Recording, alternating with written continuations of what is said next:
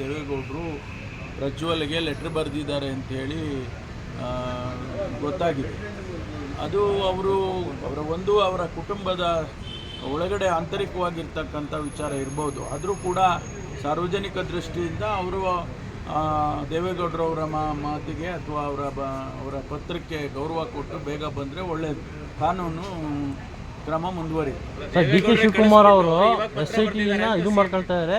ಹಾಗಾಗಿ SIT ಅವ್ರನ್ನ ಕರೆದು ವಿಚಾರಣೆ ಮಾಡೋದಿಲ್ಲ. ಜೊತೆಗೆ ಡಿ ಕೆ ಶಿವಕುಮಾರ್ ಅವರಿಗೆ ಚೆನ್ನಾಗಿ ಗೊತ್ತು ಪ್ರಜ್ವಲ್ ಎಲ್ಲಿದ್ದಾನೆ ಅಂತ JDS ಒಂದು ಟ್ವೀಟ್ ಮಾಡಿರ್ತಕ್ಕಂಥ ಸರ್. ನೋಡ್ರಿ, ಅವರೆಲ್ಲ ಇವರು ಟ್ವೀಟ್ ಮಾಡಿದ್ದಕ್ಕೆ ಉತ್ತರ ಕೊಡೋದು, ಅವರು ಟ್ವೀಟ್ ಮಾಡಿದ್ದಕ್ಕೆ ಉತ್ತರ, ಅದೇ ಕೆಲಸ ಅಲ್ಲ ನನಗೆ. ಗೊತ್ತಾಯ್ತಾ? ಎಲ್ಲರೂ ಟ್ವೀಟ್ ಮಾಡಿದ್ದಕ್ಕೆಲ್ಲ ಉತ್ತರ ಕೊಟ್ಕೊಂಡು ಕೂತ್ಕೊಳ್ಳೋದನ್ನೆಲ್ಲ ನನ್ನ ಕೆಲಸ ಕಾನೂನಿನ ಪ್ರಕಾರ ಏನು ಕ್ರಮ ತಗೋಬೇಕು ಆಗ ಅದನ್ನು ಮಾಡ್ತೇವೆ. ಅದರಲ್ಲೇನಾದರೂ ತಪ್ಪಿದರೆ ಹೇಳಿ. SITನಲ್ಲಿ ಏನಾದರೂ ಲ್ಯಾಪ್ಸಸ್ ಇದ್ದರೆ ಅದನ್ನು ಹೇಳಿ ನಮಗೆ, ನಾವು ಅದನ್ನು ಸರಿಪಡಿಸ್ತಕ್ಕಂಥ ಕೆಲಸ ಮಾಡ್ತೀವಿ. ಪೊಲೀಸ್ ಇಲಾಖೆಯಲ್ಲಿ ಲ್ಯಾಪ್ಸಸ್ ಇದ್ದರೆ ನಮ್ಗೆ ಹೇಳಿ. ಸುಮ್ಮನೆ ಅವರೊಂದು ಟ್ವೀಟು ಇವರೊಂದು ಟ್ವೀಟು ಮಾಡ್ತಾನೆ ಇರ್ತಾರೆ, ಅದಕ್ಕೆಲ್ಲ ನಾನು ಉತ್ತರ ಕೊಡೋಕ್ಕಾಗೋದಿಲ್ಲ. ಈಗ ದೇವೇಗೌಡರ ವಿದೇಶಕ್ಕೆ ಕಳಿಸ್ಬಿಟ್ಟು ಈಗ ಪತ್ರ ಬರೆದ್ರೆ ಏನು ಪ್ರಯೋಜನ ಅಂತ ಮುಖ್ಯಮಂತ್ರಿಗಳು ಹೇಳ್ತಾ ಇದ್ದಾರೆ.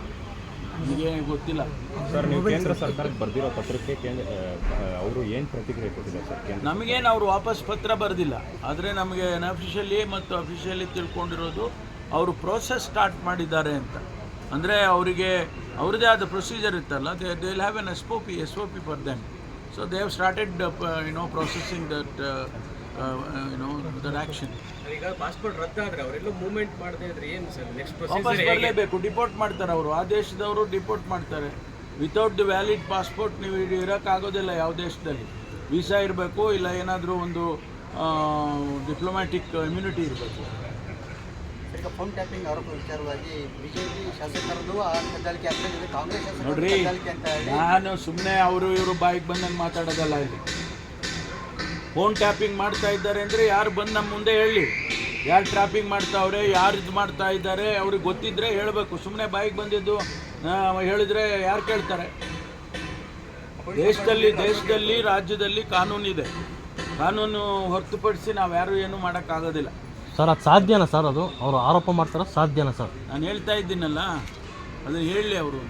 ಸಾಧ್ಯ ಅಸಾಧ್ಯ ಅವ್ರು ಹೇಳ್ಬೇಕು. ಏನೋ ಚೀನಾದಿಂದ ಮಿಷಿನ್ಗಳನ್ನ ತಂದು ಮಾಡ್ಬೋದು ಅಂತ ವಿಪಕ್ಷ ನಾಯಕರು ಹೇಳ್ತಾರೆ.